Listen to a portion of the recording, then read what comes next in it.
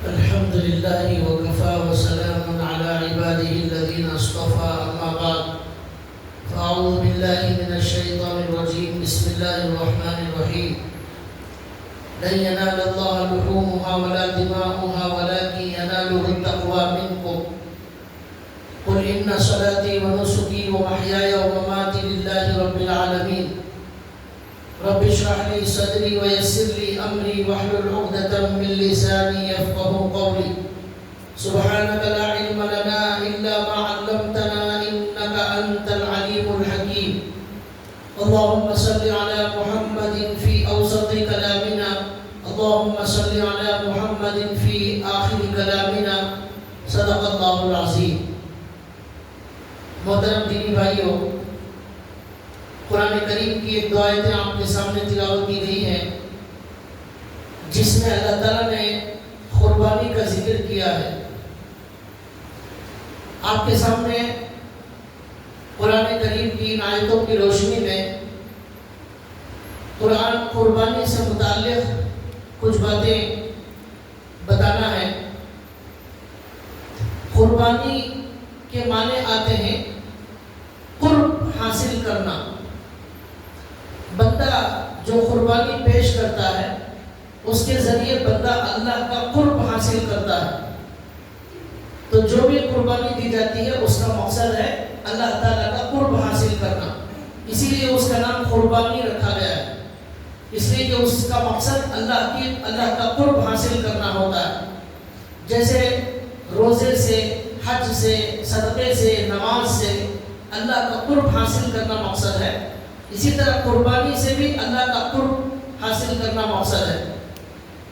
کچھ عبادتیں مالی ہیں، کچھ عبادتیں جانی ہیں. نماز جانی عبادت اور زکوٰۃ مالی عبادت. حج کے اندر دونوں ہیں، قربانی کے اندر بھی دونوں ہیں. جانور کی قربانی دراصل جان کی قربانی ہے اور مال بھی خرچ ہوتا ہے. تو اس لیے اللہ کو خوش کرنے کے لیے بندہ کبھی جانی عبادت کبھی مالی عبادت، یہ دونوں اللہ کے دربار میں پیش کرتا ہے. اور انسان کا مقصد ہی اللہ کی عبادت ہے.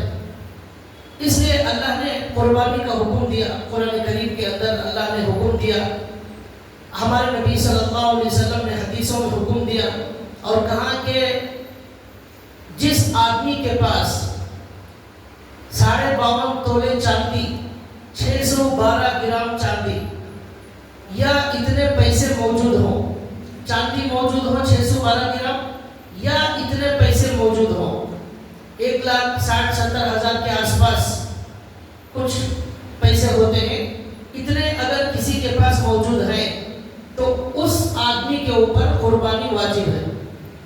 بعض لوگ یہ کہتے ہیں کہ جن پر زکوٰۃ واجب ہے ان پر قربانی واجب ہے. یہ بات پوری صحیح نہیں ہے. پوری صحیح بات یہ ہے کہ جن پر زکوٰۃ واجب نہیں بھی ہے ان پر بھی قربانی واجب ہو جاتی ہے. وہ اس طرح کہ زکوٰۃ واجب ہونے کے لیے 1 سال گزرنا ضروری ہے مال پر. قربانی کے لیے مال پر 1 سال گزرنا ضروری نہیں ہے. عید کے دن سے پہلے بھی اگر ہمارے پاس اتنے پیسے آ جائیں جس میں 612 گرام چاندی آ سکتی ہے تو پھر اس آدمی پر یا عورت پر قربانی واجب ہو جائے. زکوٰۃ واجب نہیں ہوگی، کیوں؟ سال نہیں ہوا، لیکن قربانی واجب. اسی طرح زکوٰۃ میں مال کا مال نامی ہونا ضروری ہے، بڑھنے والا مال. جیسے سونا ہے بڑھتا رہتا ہے، پیسہ ہے بڑھتا رہتا ہے، تجارت کا مال بڑھتا رہتا ہے. ایسا یہاں ضروری نہیں، مال نامی ہونا ضروری نہیں. کوئی بھی ایسی چیز آ جائے جس کی مالیت 612 گرام چاندی کے برابر ہو تو اس پر زکوٰۃ واجب. یہاں تک کہ اگر ہمارے پاس ضرورت سے زائد سامان موجود ہے، ضرورت سے زائد سامان، گھر کا کوئی بھی سامان ہو لیکن وہ استعمال میں نہ ہو، زائد رکھا ہوا ہے، وہ مال وہ سامان بھی اگر 2.25 لاکھ 1,60,000 روپے کے برابر ہو رہا ہے اس آدمی پر بھی زکوٰۃ واجب. استعمال میں جو چیزیں ہیں وہ مراد نہیں ہے، استعمال میں بالکل نہیں ہے، زائد ہیں. تو ایسی چیزیں بھی اگر 612 گرام چاندی کے برابر ہو جائے تو ان پر بھی زکوٰۃ واجب. 2 مکان ہیں، ایک مکان میں خود رہتے ہیں، ایک مکان زائد ہے. ضرورت سے زائد کرائے پر دیا ہے یا خالی پڑا ہوا ہے تو اس مکان کے زائد ہونے پر بھی قربانی واجب. لیکن اگر اس کا کرائے سے ہمارا گھر چل رہا ہے تو پھر وہ ضرورت میں شامل ہو جائے گا, اس پر قربانی واجب نہیں ہوگی. یہ بھی یاد رکھنا چاہیے کہ قربانی جو واجب ہوتی ہے وہ مرد پر الگ واجب ہوتی ہے, عورت پر الگ واجب ہوتی ہے. بعض عورتیں یہ سمجھتی ہیں کہ عورت کو الگ سے دینا ضروری نہیں ہے. عورت کے پاس سونا ہے, عورت کے پاس چاندی ہے اور وہ سب ملا کر 612 گرام چاندی کے برابر ہو جاتا ہے, سونا چاندی سب ملا کر, تو پھر عورت پر الگ سے قربانی واجب. صرف ایک قربانی سے کام نہیں چلے گا. لیکن عورتیں اس کے اندر بڑی غفلت کرتی ہیں, وہ سمجھتی ہیں کہ مرد کی طرف سے قربانی ہو گئی تو کافی ہے. ایسا نہیں ہوگا. عورت مالدار ہے اس پر الگ قربانی, شوہر مالدار ہے اس پر الگ قربانی. گھر کے اندر جو بالغ بچے ہیں, بالغ بچے, ان کے پاس بھی اگر مال موجود ہے اتنا جس میں 612 گرام چاندی آ جاتی ہے تو ان بالغ بچوں پر بھی الگ سے قربانی واجب. 3 قربانیاں ہو گئی, شوہر, بیوی اور بالغ بچے. لیکن بالغ بچوں کے پاس اتنا مال موجود ہو, مال موجود نہیں ہے تو پھر بالغ بچوں پر قربانی نہیں. نابالغ بچوں پر قربانی واجب نہیں. نابالغ بچوں کے پاس مال ہو یا نہ ہو ان پر قربانی اس لیے واجب نہیں کہ شریعت 15 سال کے بعد ان کو حکم دیتی ہے تمام عبادتوں کا. اس لیے بچوں پر یا بچیوں پر مال ہو تب بھی قربانی واجب نہیں ہے. تو یہ مسئلہ یہ ہے کہ قربانی کس پر واجب ہے یہ بتایا گیا. بعض لوگ یہ سوال کرتے ہیں کہ ہم ہمارے نبی کی طرف سے دینا چاہتے ہیں, مرحومین کی طرف سے دینا چاہتے ہیں. تو اس کا جواب یہ ہے کہ سب سے پہلے ہمارے اوپر جو قربانی واجب ہے اس کو ادا کیا جائے. اس کے بعد اللہ نے اور گنجائش دی ہے تو اس کے بعد اللہ نے سہولت دی ہے تو مرحومین کی طرف سے دے سکتے ہیں, ماں باپ کی طرف سے دے سکتے ہیں, ہمارے نبی صلی اللہ علیہ وسلم کی طرف سے دے سکتے ہیں. لیکن پہلے اپنی قربانی جو واجب ہے اس کو ادا کیا جائے. اگر کوئی آدمی جو مالدار ہے وہ اپنی قربانی چھوڑ کر صرف مرحومین کے نام سے کر رہا ہے تو وہ ایسا ہو گیا گویا کہ فرض نماز چھوڑ کر نفل نماز پڑھ رہا ہے. فرض نماز پہلے پڑھنا ضروری ہے, بعد میں سنت, بعد میں نفل. یہاں اپنی قربانی چھوڑ کر نفل قربانی کر رہے, مرحوم کی طرف سے کرنا نفل ہے, ضروری نہیں ہے. کریں گے تو ثواب, نہیں کریں گے تو کوئی گناہ نہیں. نبی کی طرف سے قربانی کرنا ہے, کریں گے ثواب, نہیں کریں گے کوئی گناہ نہیں. مگر اپنی قربانی نہیں کریں گے تو گناہ ہوگا. تو یہ مسئلہ یاد رکھنا چاہیے. لوگ پوچھتے ہیں کہ ہم پہلی مرتبہ قربانی کر رہے ہیں تو پہلی مرتبہ کیا اللہ کے نام سے دے دیں؟ یہ اللہ کے نام سے کہ قربانی کا مطلب سمجھ نہیں آیا. اللہ کے لیے قربانی ہوتی ہے, اللہ کے لیے. ہم سب جو بھی کر رہے ہیں وہ اللہ کے لیے, اللہ کو خوش کرنے کے لیے. اللہ کی طرف سے نہیں ہوتی قربانی. 7 حصے میں 1 حصہ اللہ کی طرف سے نہیں ہوتا, اس لیے کہ اللہ کو ثواب پہنچانے کی ضرورت نہیں ہے. اللہ ثواب دینے والے ہیں, اللہ ثواب دینے والے ہیں. اللہ کو ثواب کیسا پہنچائیں گے؟ تو یہ بات ایسے یہ زمانے کے اندر بھی جبکہ اتنے علماء موجود ہیں, اتنی کتابیں موجود ہیں, آج بھی ایسی جہالت موجود ہے لوگوں کے اندر. یہ سوال کرتے ہیں کہ پہلی قربانی ہے اللہ کی طرف سے دے دے گا, کیا اللہ کو ثواب پہنچانا چاہتے ہیں؟ پھر کیا مقصد ہے؟ تو اللہ کے لیے ہونا چاہیے. قل ان صلاتی و نسکی و محیایا و مماتی للہ. اللہ کے لیے قربانی کرو. ہمارے نبی کی طرف سے ہو سکتی ہے, ہمارے نبی کو ثواب پہنچے گا, ایسا اللہ کو ثواب نہیں پہنچ سکتا. تو پھر اللہ کی طرف سے قربانی کا کوئی مطلب ہی نہیں ہے.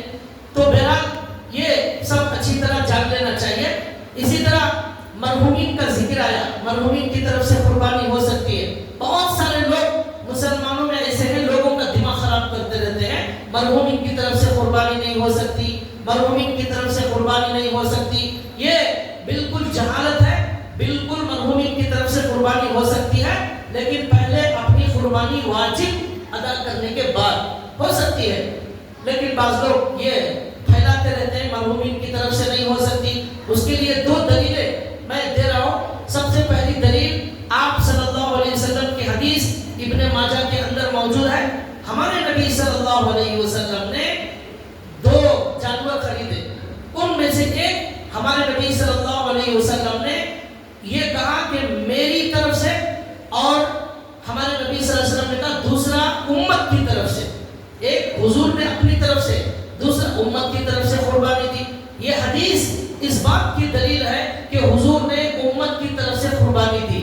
امت میں زندے بھی تھے اور مرحومین بھی موجود تھے، تو حضور نے مرحومین کی طرف سے قربانی دی ہے.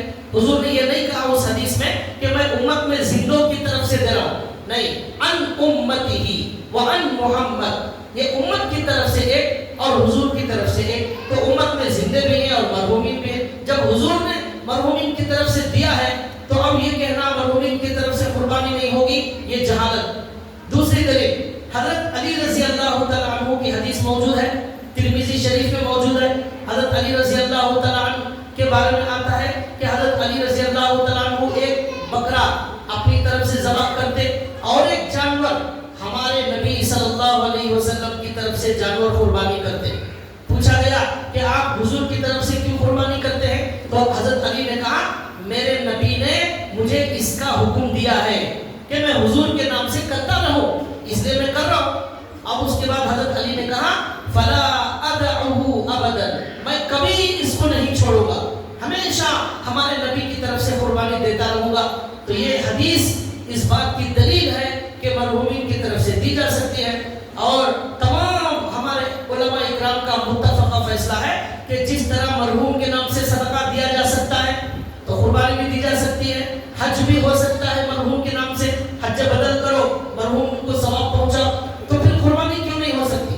قربانی بھی ہو سکتی ہے، صدقہ بھی ہو سکتا ہے، حج بھی ہو سکتا ہے مرحوم کی طرف سے. تو لہٰذا یہ لوگوں کے اندر غلط فہمی ہے.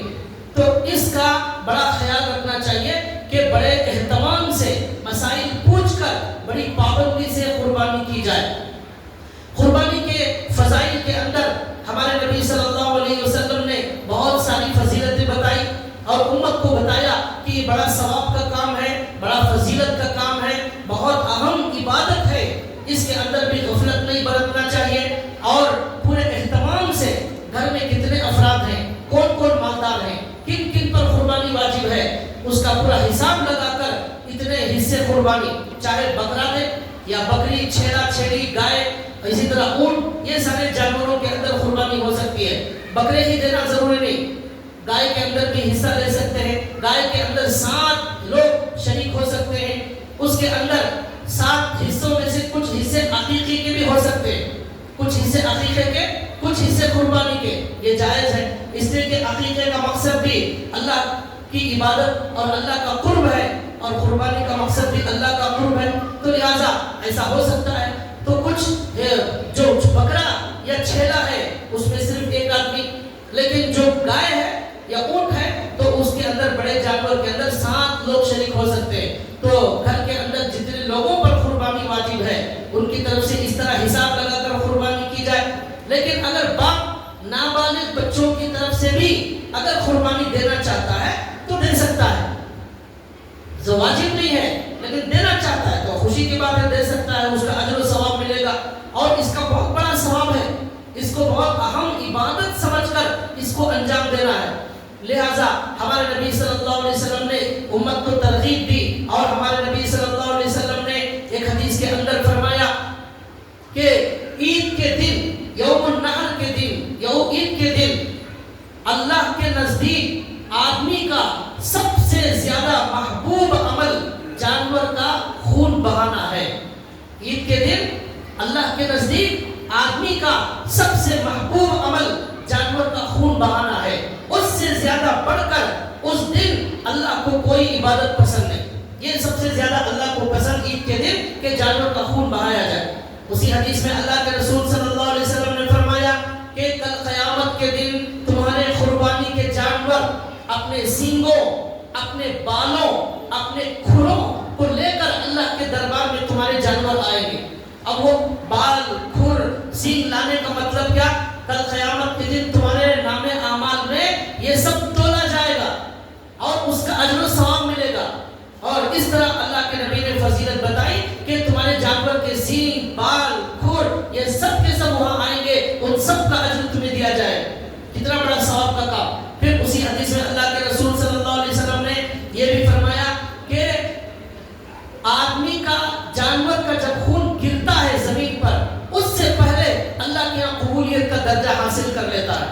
اللہ کے قبولیت کا درجہ حاصل کر لیتا ہے۔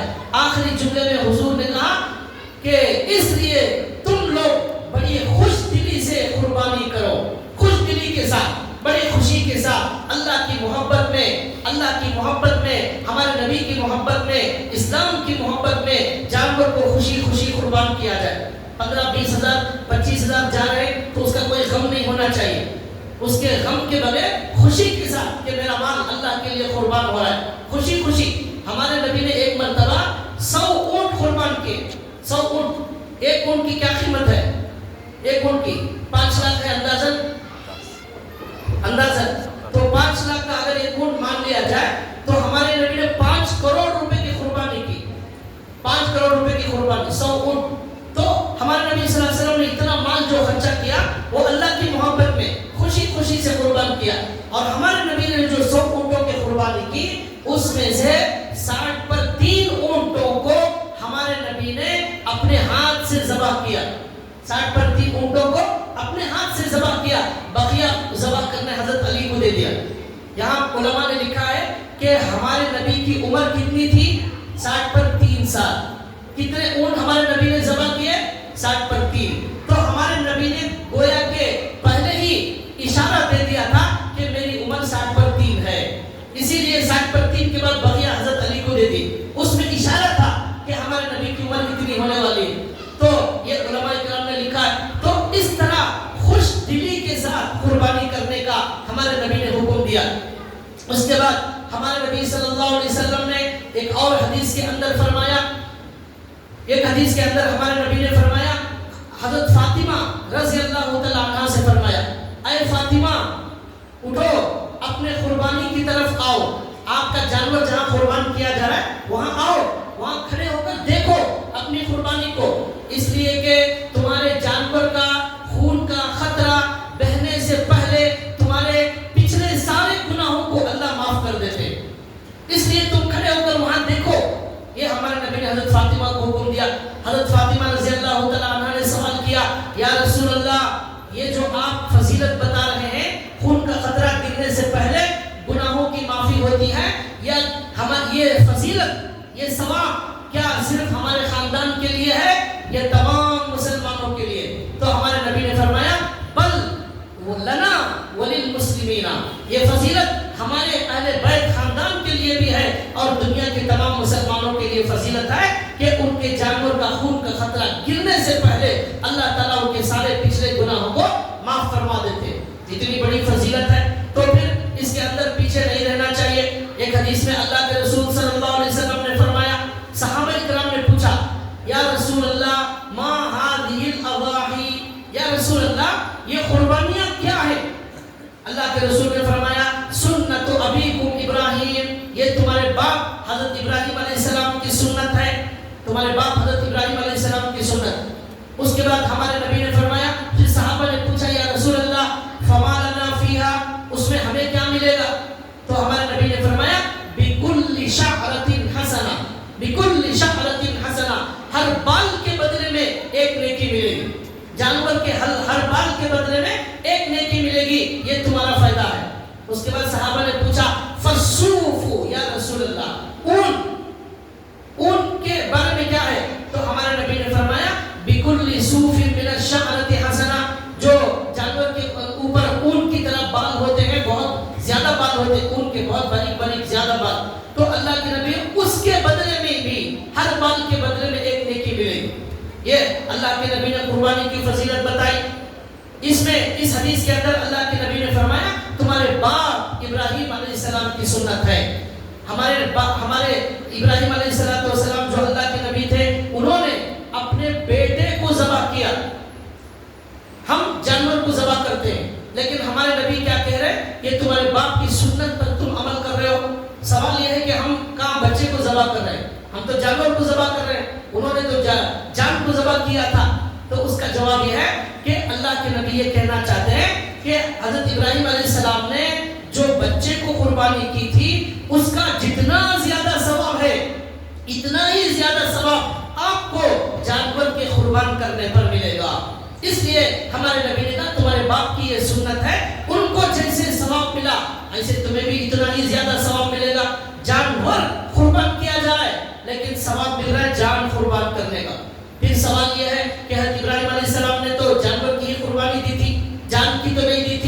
اس کا جواب یہ ہے کہ ذبح کی تعریف کیا ہے؟ ذبح کرنے کی تعریف گلے پر چھری چلانا اپنی اختیار سے. یہ کام تو حضرت ابراہیم علیہ السلام نے کر دیا تھا تو قربانی ہو گئی. اتفاق سے پھر وہ چاقو چل نہیں سکی اس لیے وہ قربانی نہیں ہوئی. لیکن ابراہیم علیہ السلام نے اپنا کام کر دیا تھا اس لیے ان کو جان کی قربانی کا ثواب, وہی ثواب اللہ تعالیٰ اس امت کے افراد کو جانور کی قربانی پر دینے والے ہیں. تو یہ بہت بڑی فضیلت ہمارے نبی نے کہا ہے. اور ہر بال کے بدلے میں ایک نیکی, کتنے بال ہوں گے؟ لاکھوں بال ہوں گے. اتنا اجر و ثواب ہمارے نام اعمال میں آ جائے گا. ایک حدیث میں آتا ہے ہمارے نبی صلی اللہ علیہ وسلم نے فرمایا من لم یضحی فلا من کان له سعة ولا یضحی فلا یقربن مصلانا. جس آدمی کے پاس گنجائش ہو, مال ہو, طاقت ہو, پھر بھی وہ قربانی نہ کرے, وہ ہماری عیدگاہ کے قریب بھی نہ آئے, وہ ہماری عیدگاہ کے قریب نہ آئے. یہ ہمارے نبی نے اپنے زمانے میں کہا. مطلب یہ ہوا ہمارے نبی کہہ رہے ہیں اس زمانے میں کہ جو طاقت ہونے کے باوجود, مال ہونے کے باوجود قربانی نہیں کرتا وہ ہمارے قریب نہ آئے. حضور کہہ رہے ہیں میرے قریب نہ آئے, مجھے منہ نہ دکھائے, ہماری عیدگاہ کو نہ آئے, ہمارے ساتھ نماز نہ پڑھے. اتنی سخت وعید ہمارے نبی نے اپنے زمانے میں بتائی. یہ حدیث کا مطلب ہوا ہمارے نبی کہہ رہے ہیں مجھے اپنا منہ نہ دکھائے, ہمارے ساتھ نماز نہ پڑھے, عید کی نماز. اور اس حدیث کے اندر غور کیجئے حضور کیا کہہ رہے ہیں فلا یقربن مصلانا, ہماری عیدگاہ کے قریب بھی نہ آئے. ایک ہے عیدگاہ کو نہ آؤ, ایک ہے عیدگاہ کے قریب بھی نہ آؤ. یعنی عیدگاہ کے قریب بھی نہیں آنا, دور ہی رہو, دور ہو جاؤ. حضور یہ کہ میرے سے دور ہو جاؤ. یہ مطلب ہوا اس کا. جو قربانی والے مالدار ہیں پھر بھی قربانی نہیں کرتے ان کے لیے ہمارے نبی صلی اللہ علیہ وسلم نے بہت سخت وعید بتائی ہے. اسی لیے امام اعظم ابو حنیفہ رحمۃ اللہ علیہ کے نزدیک قربانی کرنا واجب اور ضروری ہے. نہیں کریں گے تو بہت بڑا گناہ ہوگا. اس لیے کہ جس حکم کے اندر وعید سنائی جائے, وعید بتائی جائے, ہمارے نبی نے پابندی سے اس عمل کو کیا ہو, ہمیشہ کیا ہو, اور نہ کرنے والوں کو سزا سنائی ہو, وہ حکم واجب اور فرض ہو جاتا ہے. تو یہ حکم ہمارے نبی نے ہمیشہ زندگی پر قربانی کی, اور نہ کرنے والوں کے بارے میں یہ بتایا کہ وہ ہمارے قریب بھی نہ آئے. تو اس لیے یہ حکم واجب اور ضروری ہو گیا, اس کے اندر کوتاہی کرنے کی اجازت نہیں ہے. تو اس طرح ہمارے نبی نے فضائل بتائے. ان فضیلتوں کو حاصل کرنے کے لیے ہمیں قربانی دینا ضروری ہے. اور ایک حدیث ہے لیکن وہ بہت زیادہ ضعیف ہے, بہت زیادہ ضعیف. اسی لیے بعض علماء کہتے ہیں کہ وہ بہت زیادہ ضعیف موضوع کے قریب ہے, لیکن پھر بھی بہت زیادہ ضعیف ہو تب بھی فضائل اعمال میں بعض علماء کے نزدیک چلتی ہے. حضرت تھانوی رحمۃ اللہ علیہ نے اپنی کتاب حیات المسلمین کے اندر بھی وہ حدیث لکھی ہے, اس لیے میں بیان کر رہا ہوں.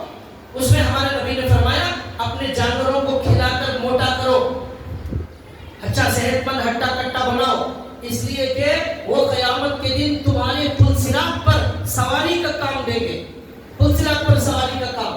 تو یہ بھی ایک فضیلت ہوگی گویا کہ کل قیامت کے دن جو پلسرات کا راستہ ہے وہ بہت لمبا چوڑا راستہ, بال سے باریک راستہ, تلوار سے تیز, جہنم کے اوپر وہ بنایا گیا ہے پلسرات. ہر مسلمان, ہر کافر, ہر منافق, سب کے سب انسانوں کو اس پلسرات پر گزرنا ہے. اللہ نے قرآن میں کہا وَإِن مِّنكُمْ إِلَّا وَارِدُهَا, تم میں سے جو بھی ہے وہ پلسرات پر اسے گزرنا ضروری ہے.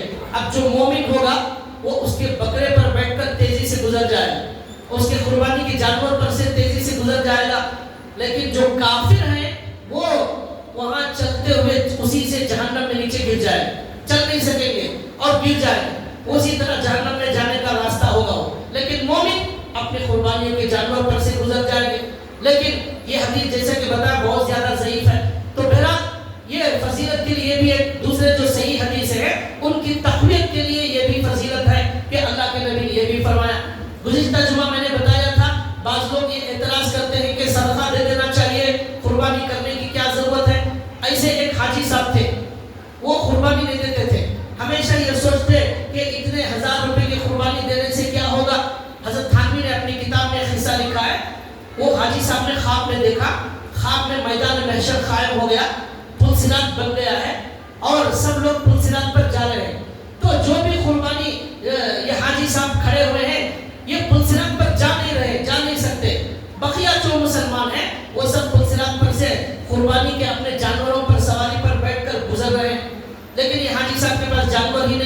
اور وہ گزر نہیں سک رہے، تو یہ پریشان ہو گئے کہ میں کیوں نہیں گزر سکتا. تو ان کو کسی فرشتے نے آواز دی اور کہا یہ جو قربانی کرنے والے تھے وہ اپنے جانوروں پر گزر رہے ہیں. آپ تو یہ سمجھتے تھے قربانی کرنے سے پیسے ضائع ہوں گے، صدقہ کر دینا چاہیے، صدقہ کر دیتے تھے، قربانی نہیں کرتے تھے، اس لیے اب تو صراط پر گزرنے کے لیے سواری نہیں ہے. یہ خواب انہوں نے دیکھا. اب خواب دیکھنے کے بعد اٹھ کر انہوں نے توبہ کی اللہ سے کہ اللہ میرے سے گناہ ہو گیا. میں یہ سمجھتا تھا جب اللہ نے حکم دیا ہے قربانی کرنے کا تو ہمیں کیا ضرورت ہے، صدقہ کرنا اچھا ہے، یہ پیسے ضائع ہیں، یہ سب سوالات شیطان کی طرف سے. یہ سوالات نہیں کرنا چاہیے. ہمارے نبی نے جو حکم دیا اس حکم پر عمل کرنا چاہیے. اسی طرح ہمارے نبی صلی اللہ علیہ وسلم نے یہ بھی حکم دیا کہ مرحومین کی طرف سے بھی قربانی کی جا سکتی ہے. بعض لوگ ایسا سمجھتے ہیں، مسلمانوں میں بھی بعض لوگ ایسی غلط فہمی پھیلا رہے ہیں، پورے گھر کی طرف سے ایک قربانی بکری کی کافی ہے. ایسا سمجھتے ہیں کہ ہر فرد جو بھی مالدار ہے ان کی طرف سے ضروری نہیں، صرف ایک قربانی بکری کی کافی ہے. یہ بھی جہالت ہے اور بہت بڑی غلط فہمی ہے. جو بھی مالدار ہیں ان کی طرف سے الگ الگ قربانی دینا ضروری ہے. ہمارے نبی صلی اللہ علیہ وسلم نے اپنی طرف سے دی اور اپنے گھر والوں کی طرف سے بھی ہمارے نبی نے قربانی دی. تو اس لیے یہ کہنا بالکل غلط، یہ قربانی کافی ہو جائے گی. ہمارے نبی نے گائے کے اندر 7 حصے مقرر کیے، 8 نہیں ہو سکتے، صرف 7 ہو سکتے ہیں. تو پھر ایک بکری پورے گھر کی طرف سے کیسے ہو جائے گی؟ جب جانور میں 7 ہی ہو سکتے ہیں، 8 9 نہیں ہو سکتے. اب گھر میں 10 افراد ہیں، 10 کی طرف سے ایک بکری کیسے ہو جائے گی؟ یہ بالکل غلط بات ہے. جب گائے نہیں ہو سکتی 8 9 لوگوں کے لیے تو ایک بکری جو جانور سے چھوٹی ہے وہ 10 15 لوگوں کے لیے کیسے ہو جائے؟ اس لیے یہ بات بھی بڑی غلط بات ہے.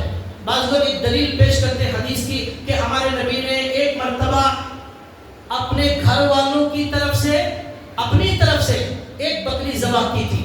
یہ دلیل ہے کہ ایک بکری چل جاتی ہے. اس کا جواب یہ ہے، دیکھیے ایک آدمی نے اپنی طرف سے قربانی کی، اس کا ثواب اپنے پورے گھر والوں کو پہنچایا، یہ جائز ہے. آپ پوری امت کو ثواب بانٹ دیجئے، یہ جائز ہے. لیکن ایک قربانی اپنی طرف سے کرنے سے دوسروں کی طرف سے واجب ساقط ہو جائے گا، ختم ہو جائے گا، ایسا نہیں ہے. ہمارے نبی نے جو قربانی کی اس کا ثواب سارے گھر والوں کو پہنچایا. قربانی ہمارے نبی کی طرف سے تھی وہ، لیکن دوسرے گھر والوں کو واجب ختم نہیں ہوا. اس کی دلیل یہ ہے کہ ہمارے نبی نے امت کی طرف سے بھی قربانی کی ہے. تو کیا امت کی طرف سے واجب ختم ہو گیا؟ نہیں، امت کو واجب کرنا ہے قربانی. ہمارے نبی نے کی ہے، اس کا ثواب ہمارے نبی نے پوری امت کو پہنچایا. تو یہ 2 باتوں میں فرق ہے. ایک ہے قربانی کر کے ثواب پہنچا دینا، ایک ہے قربانی کرنے سے واجب ختم ہو جانا. یہ دونوں بہت فرق کی باتیں، ایسا نہیں ہو سکتا. ہمارے نبی نے جو امت کی طرف سے گھر والوں کی طرف سے کی وہ حضور نے اپنی طرف سے کر کے ثواب پہنچایا تھا، واجب ختم نہیں ہوگا. تو اس لیے ایک بکری پورے گھر کی طرف سے بالکل نہیں ہو سکتی. یہ غلط بات ہے، اس کو اچھی طرح یاد رکھنا چاہیے. اس کے بعد قربانی کے مسائل کے بارے میں یہ بھی یاد رکھنا چاہیے. صرف 3 دن قربانی کرنے کی اجازت ہے. بعض لوگ 4 دن تک کرنے کی اجازت دیتے، یہ بات بھی صحیح نہیں. 3 دن اجازت ہے. دن میں کرنا بہتر، رات میں کریں گے تو بھی قربانی ہو جائے گی لیکن مکروہ، بہتر نہیں، پسندیدہ نہیں. مغرب سے پہلے کرنا ہے. پھر ہمارے نبی نے حکم دیا کہ جو جانور قربانی کے لیے خریدا جا رہا ہے وہ اچھا ہٹا کٹا ہو، صحت مند ہو، اس کے اندر کوئی عیب نہ ہو، لنگڑا نہ ہو، کانا نہ ہو، کان کٹا ہوا نہ ہو، آنکھیں صحیح سالم ہو. اس لیے کہ اللہ کے لیے وہ جانور دیا جا رہا ہے. تو اللہ کے لیے جو چیز دی جاتی ہے وہ اچھی ہونی چاہیے، صحت مند ہونی چاہیے اور بے عیب ہونا چاہیے. اور ہمارے نبی نے یہ بھی کہا ہو سکے تو اپنے ہاتھوں سے ذبح کرو اور اچھا ہٹا کٹا کھلا پلا کر اسے قربان کرو. پھر ہمارے نبی نے گوشت کے بارے میں بتایا. اس کا جو گوشت ہے وہ گوشت کے بارے میں ہمارے نبی نے کہا 3 حصے کیے جائے. ایک حصہ غریبوں میں تقسیم کیا جائے، ایک حصہ رشتہ داروں میں تقسیم کیا جائے، ایک حصہ خود اپنے لیے استعمال کیا جائے. لیکن یہ مستحب ہے، یہ ضروری نہیں ہے. چاہے تو پورا گوشت بھی استعمال کرے، کوئی گناہ نہیں ہوگا. پورا غریبوں میں بانٹ دے، بانٹ سکتے ہیں. سارا رشتہ داروں کو بانٹ دے، بانٹ سکتے ہیں. آدھا استعمال کر لے، آدھا بانٹ دے، کچھ بھی کر سکتے ہیں. کوئی ضروری نہیں ہے. 3 حصے کرنا مستحب کا معنی بہتر ہے، اچھا ہے، پسندیدہ ہے. بعض لوگ یہ سوال کرتے ہیں فون کر کے، عقیقہ نہیں ہوا ہے تو کیا قربانی نہیں کر سکتے؟ یہ بالکل غلط بات.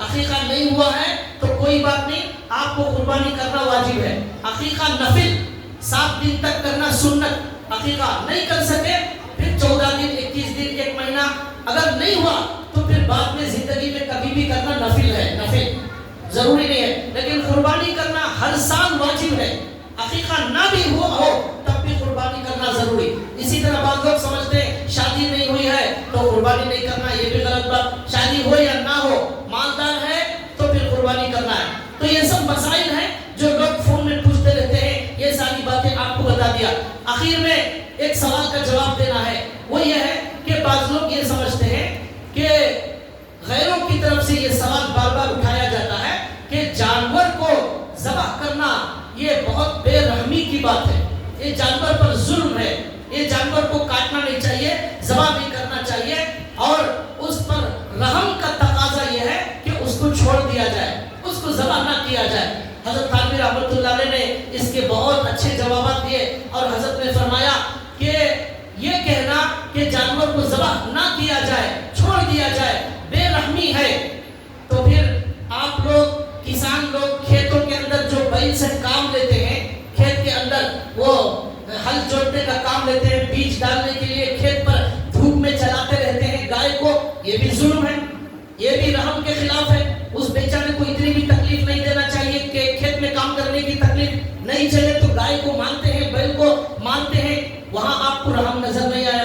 زندگی بھر کھیت میں چلا رہے, گرمی میں 40 ڈگری پسینہ آ رہا ہے, وہ گائے کے لیے کوئی اے سی کا انتظام نہیں کیا آپ نے, یہ بھی جو ہے رحم کے خلاف ہے.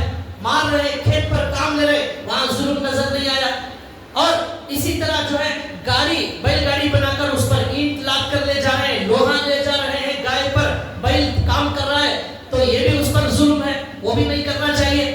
یہ کیا ہے کہ ذبح کرنا ہی ظلم ہے. زندگی بھر تکلیف دیتے ہیں وہ ظلم نظر نہیں آیا, یہاں ذبح کرتے ہیں اللہ کے حکم سے تو ظلم نظر آ رہا ہے. حضرت تھانوی نے کہا اگر ظلم نہیں کرنا ہے تو کہیں بھی نہیں کرنا ہے, پیدا ہوتے ہی اسے گھر میں رکھو, بچوں کی طرح پالو, اس کے لیے بیڈ بناؤ, بستر بناؤ, اسے کھلاؤ پلاؤ آرام سے, کوئی تکلیف مت دو. یہ ہے پورا رحم. یہ کیا رحم ہے کہ جہاں دل کام ہے وہ کام لے لیا, جہاں جو ہے ایسا ہو گیا تو مسلمانوں پر اعتراض شروع کر لیا, یہ رحم ہے. پھر یہ کہتے ہیں کہ ذبح کرنا یہ مارنا ہے, اسے قتل کرنا ہے, یہ بہت بڑا گناہ کرتے ہیں مسلمان. تو حضرت تھانوی نے اس کا جواب دیا کہ ہر انسان کو دنیا میں, ہر جانور کو, ہر مخلوق کو ایک دن مرنا ہے. کل من علیہا فان, یہاں کوئی بھی ہمیشہ باقی رہنے نہیں آیا. جب سی ایم اور پی ایم بھی مرتے ہیں, جب نبی اور بادشاہ کو بھی موت آنا ہے تو گائے کو موت نہیں آ سکتی, گائے نہیں مرنا چاہیے. تو گائے کو اللہ نے ہمیشہ کے لیے دنیا میں رکھا ہے. بادشاہ مر سکتا ہے لیکن گائے نہیں مر سکتی. نبی دنیا سے جا سکتے ہیں لیکن گائے نہیں جا سکتا, اسے ہمیشہ رکھنا ہے. یہ کیا نظام ہے؟ اللہ نے ایسا نظام بنایا جو بھی آنے سب کو جانا ہے, یہاں کسی کو باقی رہنا نہیں ہے. جب انسان جا سکتا ہے تو جانور کو بھی ایک دن جانا ہے. تو ایسے ہی مرنا ہے, سڑ سڑ کر مرنے سے اچھا ہے اسے ذبح کرو اچھی حالت میں, صحت مند حالت میں. مر کر وہ تکلیف میں سڑ کر مرے گا تب اس کی خدمت انسان کو کرنا پڑے گا.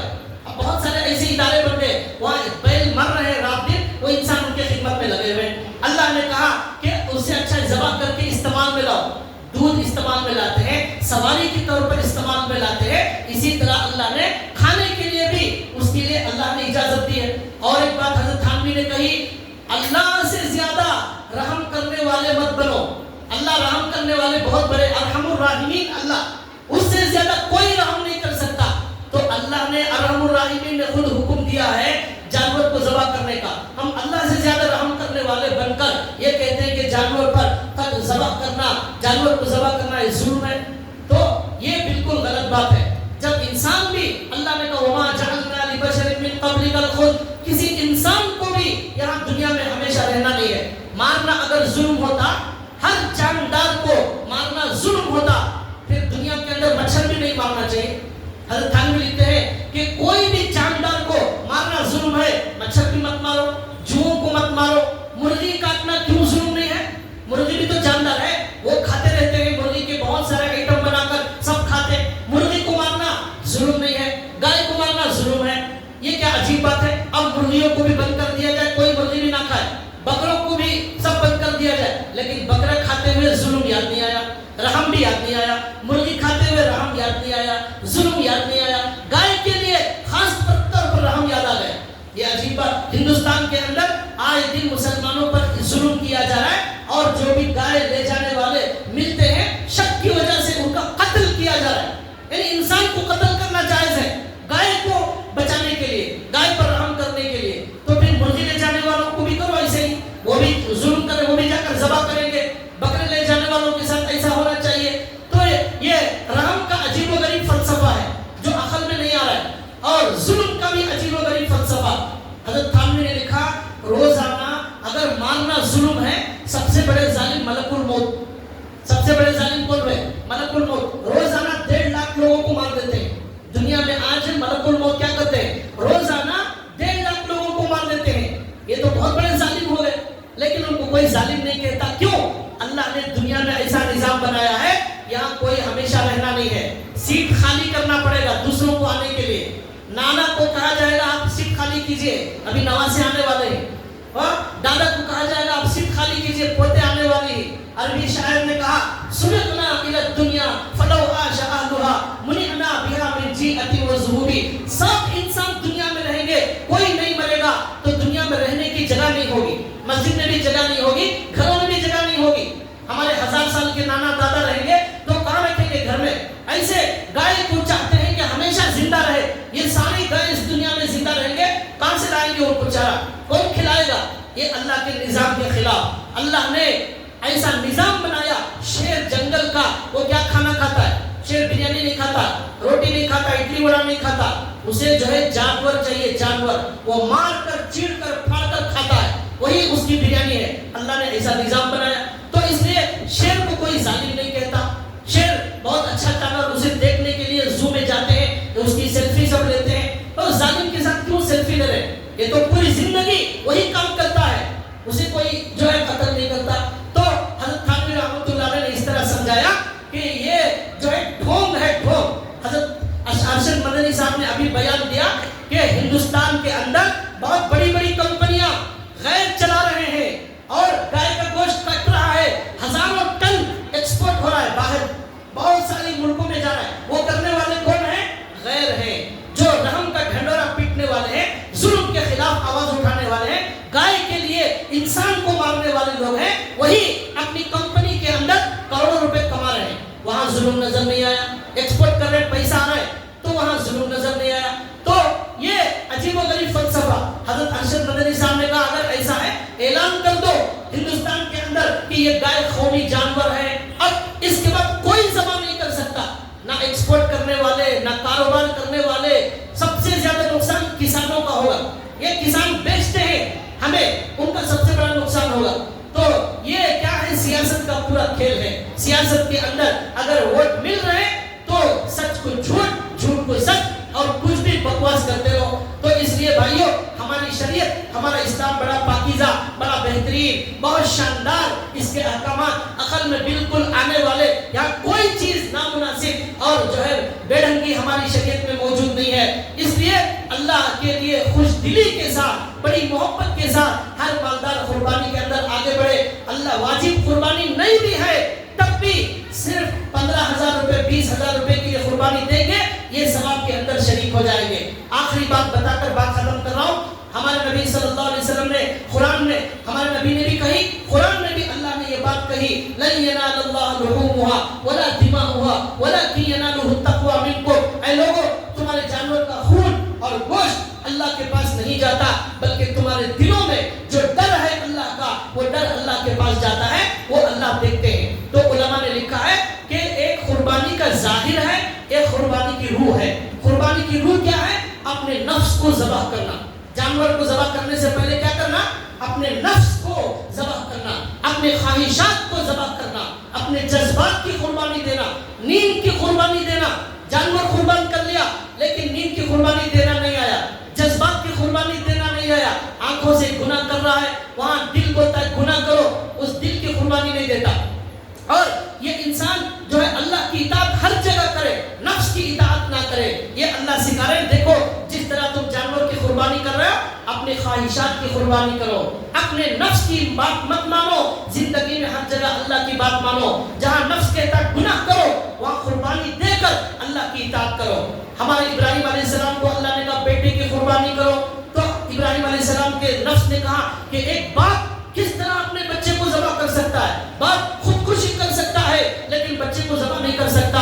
ان کے نفس نے کہا، ابراہیم علیہ السلام نے کہا نہیں، نفس کو میں پہلے ذبح کرتا ہوں، بعد میں بچے کو ذبح کروں گا۔ تو اس قربانی سے ہمارے اندر نفس کو ذبح کرنے کا سبق آنا چاہیے۔ اللہ نے قرآن میں فرمایا والشمس وضحاها والقمر اذا تلاها والنهار اذا جلاها والليل اذا يغشاها والسماء وما بناها والارض وما طحاها ونفس وما سواها۔ اللہ نے کئی چیزوں کی قسم کھائی، سورج کی قسم، اس کی روشنی کی قسم، رات کی قسم، اندھیرے کی قسم، چاند کی قسم، سورج کی قسم، آسمان کی قسم، آسمان بنانے والے کی قسم، زمین کی قسم، زمین بنانے والے کی قسم۔ یہ ساری قسمیں کھا کر اللہ نے بتایا قد افلح من زکاها وقد خاب من دساها۔ یہ ساری قسمیں کھا کر اللہ نے کہا جو آدمی اپنی خواہش پر زندگی گزارے گا وہ ناکام ہو جائے گا، جو اپنی دل کی مرضی پر زندگی گزارے گا وہ ناکام ہو جائے گا۔ قد افلح من زکاها، جو اپنے نفس کو، اپنے نفس کی بات نہیں مانتا،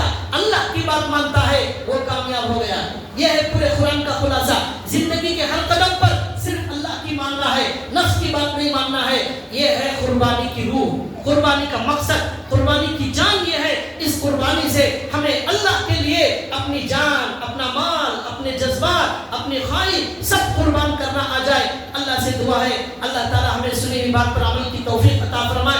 اللہ تعالی ہمیں اس قربانی کے اندر امت میں جہاں بھی جو بھی امتی قربان کر رہے ہیں، اللہ تبارک و تعالی یہ امت کے سارے افراد کی قربانی کو قبول فرمائے۔ وآخر دعوانا الحمدللہ رب العالمین۔